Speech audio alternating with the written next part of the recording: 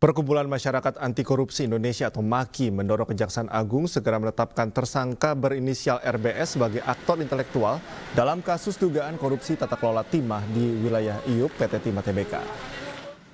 Pasca penetapan 16 tersangka, 2 diantaranya Crazy Rich, Helena Lim, dan Harvey Muiz dalam kasus dugaan korupsi tata kelola timah. Kejaksaan Agung didesak segera menetapkan tersangka lainnya yang berinisial RBS, seorang aktor intelektual. Koordinator Masyarakat Anti Korupsi Indonesia, Boyamin Saiman, mengatakan RBS diduga adalah pihak yang mendirikan dan mendanai perusahaan-perusahaan yang diduga sebagai alat untuk melakukan korupsi tambang timah tersebut. Boyamin menilai pengusutan kasus-kasus dugaan korupsi tata kelola timah di wilayah IUP PT Timah Tbk oleh Kejaksaan Agung masih sesuai prosedur.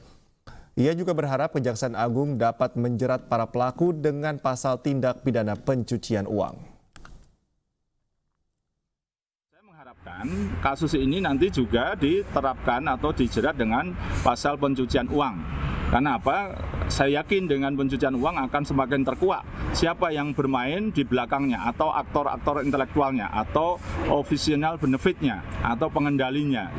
Dan siapa yang aktor intelektualnya, ya saya sebut dalam pernyataan saya adalah RBS. Orang ini diduga yang menginisiasi pendirian perusahaan-perusahaan, yang melakukan dugaan kerjasama dengan oknum PT Timah melakukan 2 hal. 1, markup atau membengkakkan biaya smelter. Kedua, diduga mengambil konsesi tambang batu bara di lahannya PT Timah dengan secara ilegal. Jadi diduga mencuri barang milik sendiri kerjasama dengan pihak lain dan kemudian disetorkan lagi kepada PT Timah dan kemudian menjadikan dugaan-dugaan ini menjadi terjadi korupsi, yaitu markup smelter maupun dugaan dari pemanfaatan tambang ilegal di konsesi yang sebenarnya ada izin, dan itu menjadi seakan-akan barang curian menjadi.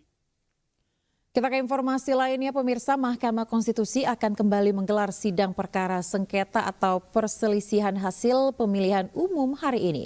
Sidang beragendakan pemeriksaan perkara dengan jadwal acara pembuktian pemohon.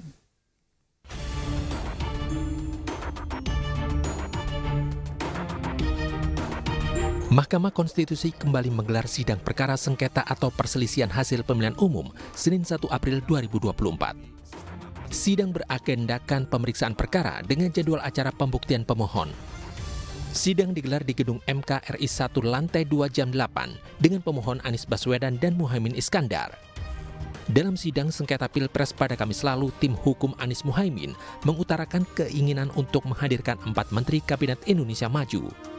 Salah satunya Menko Perekonomian Airlangga Hartarto. Namun Erlangga mengaku belum mendapatkan undangan dari MK terkait hal tersebut. Keinginan tim hukum Amin ini juga disambut oleh tim hukum pasangan Ganjar Mahfud. Sementara itu, tim hukum Prabowo Gibran permintaan menghadirkan Menteri Kabinet Indonesia Maju untuk menjadi saksi perlu dipertimbangkan kembali. Pemirsa, dalam sidang gugatan sebelumnya, calon Presiden Ganjar Pranowo menyoroti proses demokrasi di pemilu 2024. Sementara calon Presiden Anies Baswedan menilai Pilpres 2024 berlangsung secara curang.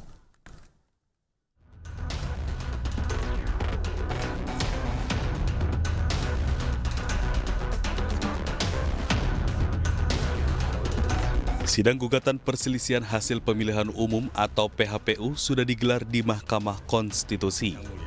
Sidang diawali dengan mendengarkan pokok-pokok permohonan dari pemohon. Dalam sidang perdana, penyampaian permohonan pemohon Ganjar Mahfud didampingi oleh Deputi Bidang Hukum Ganjar Mahfud, Todung Mulya Lubis. Dalam persidangan, Ganjar menyoroti hal-hal yang berkaitan dengan reformasi dan demokrasi di Indonesia.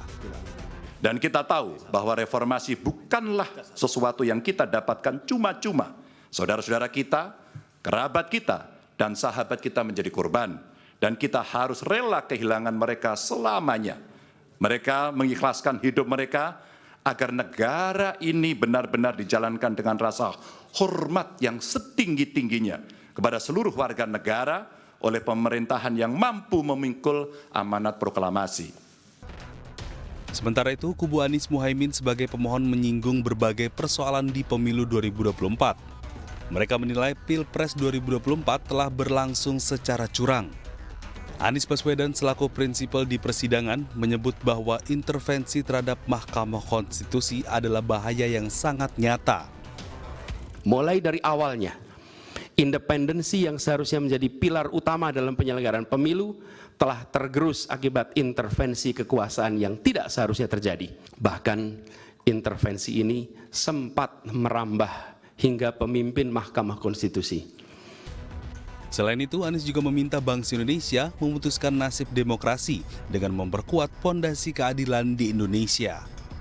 Tim Liputan iNews melaporkan. Paskah digelar penuh sukacita pemirsa oleh masyarakat di berbagai daerah. Di Kota Jayapura, Papua, warga memperingati Paskah dengan pawai obor di jalanan kota. Sementara di Tangerang, Banten, ibadah perayaan Paskah berlangsung aman dan penuh hikmat.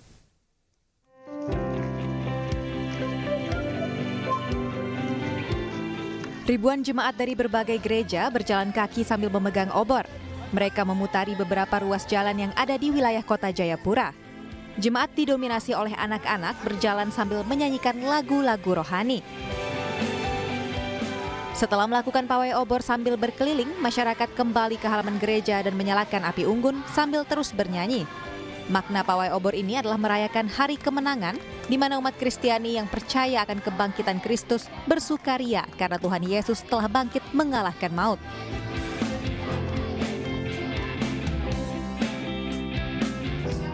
Sementara itu di Gereja Kasih Karunia Ciledug, Tangerang, Banten, masyarakat menggelar Paskah dengan tema kebangkitannya meneguhkan seluruh warga gereja untuk berdampak bagi Indonesia.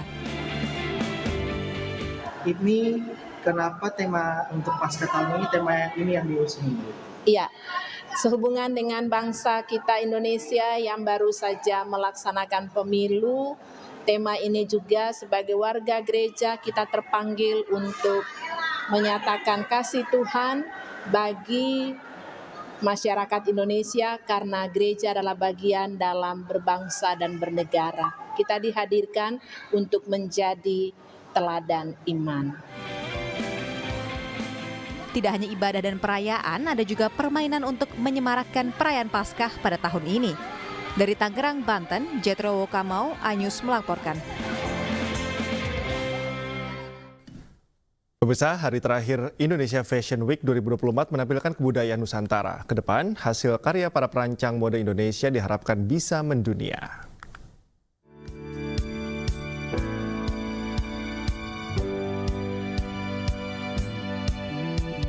Ratusan orang ikut menyaksikan hari terakhir gelaran Indonesia Fashion Week di Jakarta Convention Center, Jakarta Pusat. Acara bertajuk Langgam Jakarta Teranyam ini turut dihadiri sejumlah pihak termasuk Menkop UKM, Teten Masduki, dan Direktur Utama BTN, Nixon Napitupulu. Berbagai hiburan turut mewarnai hari terakhir Indonesia Fashion Week, mulai dari tarian Nusantara dan sesi catwalk menggunakan busana Nusantara. Berkat kolaborasi antara Asosiasi Perancang dan Pengusaha Mode Indonesia dan BTN Prioritas, Indonesia Fashion Week sukses menampilkan hasil karya fashion lebih dari 300 desainer. Kehadiran BTN Prioritas sebagai sponsor di Indonesia Fashion Week merupakan bentuk dukungan terhadap perkembangan industri fashion Indonesia.